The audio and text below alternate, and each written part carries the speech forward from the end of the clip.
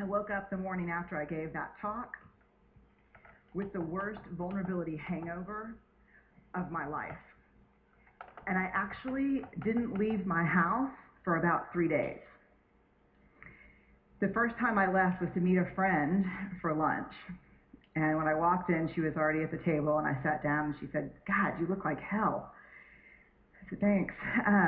I feel really, I'm not functioning." And she said, "What's going on?" And I said, "I just told 500 people that I became a researcher to avoid vulnerability, and that when being vulnerable emerged from my data as absolutely essential to wholehearted living, I told these 500 people that I had a breakdown. I had a slide that said breakdown. At what point did I think that was a good idea?" And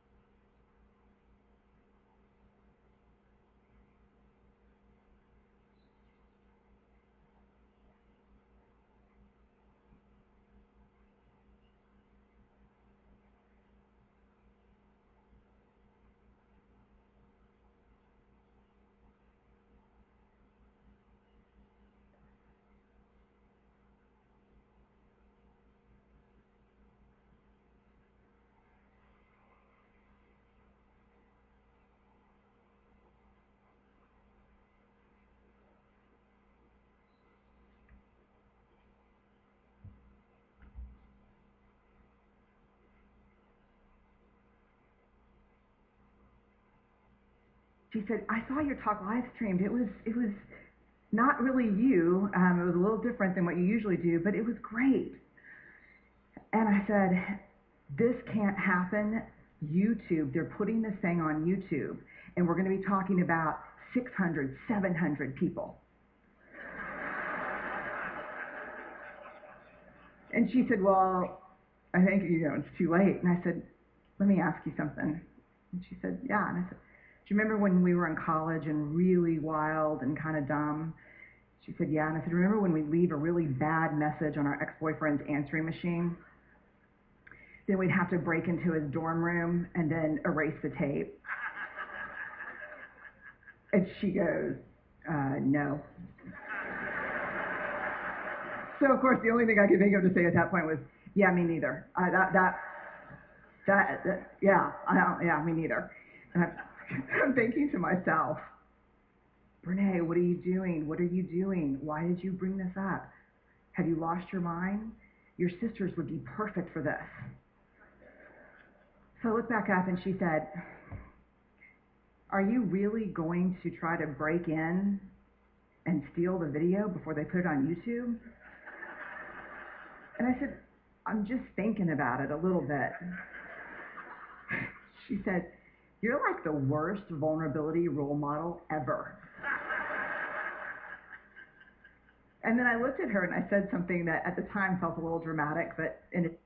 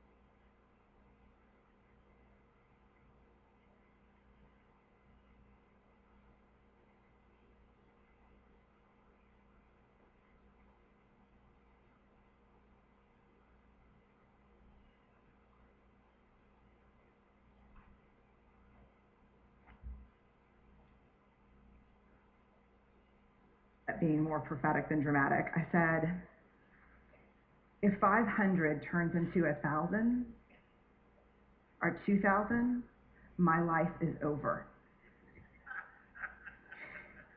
I had no contingency plan for 4 million.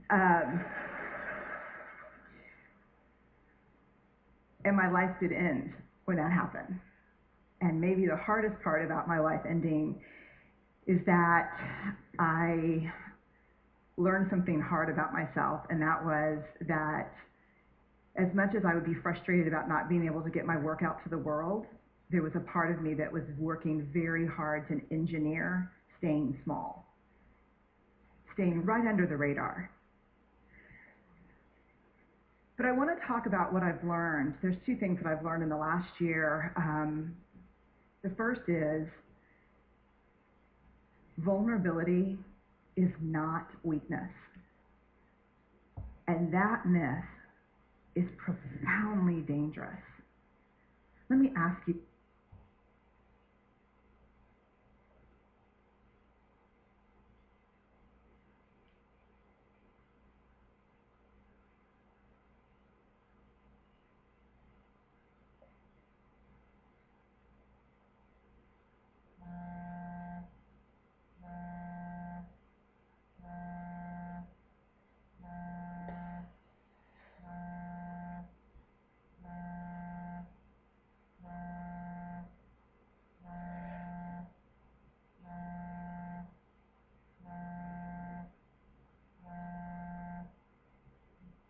vulnerability is weakness. This is weakness. How many of you think of vulnerability and weakness synonymously?